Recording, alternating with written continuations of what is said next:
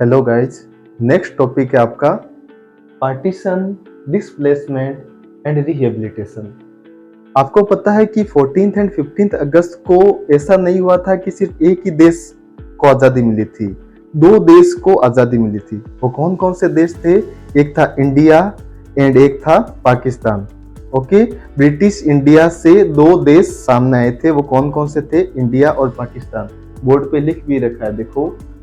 On 14th and 15th August, not one but two nations came into existence. Okay, this was the result of partition.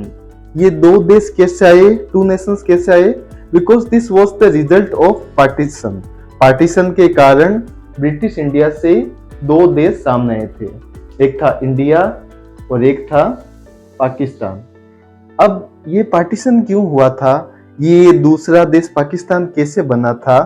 Because आपको पता है कि एक to nation theory propose की गई थी। Okay, मुस्लिम लीग के लीडर जिसका नाम है मोहम्मद अली जिन्ना, उसने एक टू नेशन थ्योरी प्रपोज की गई थी। ओके, उसने एक टू नेशन थ्योरी प्रपोज की थी। उस टू नेशन थ्योरी का एम क्या था, उद्देश्य क्या था? उसने डिमांड की थी एक सेपरेट कंट्री की for the Muslims. Okay, Muslims के लिए एक सेपरेट कंट्री की डिमांड की थी। उस कंट्री का नाम था पाकिस्तान।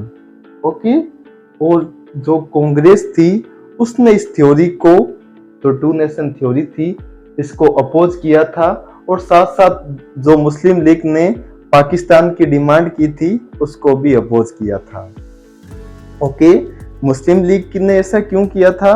बिकॉज मुस्लिम लीग के अकॉर्डिंग जो इंडिया के जो लोग हैं वो दो लोग हैं। Okay, according to Muslim League there are two peoples, first one Hindus and second one Muslims.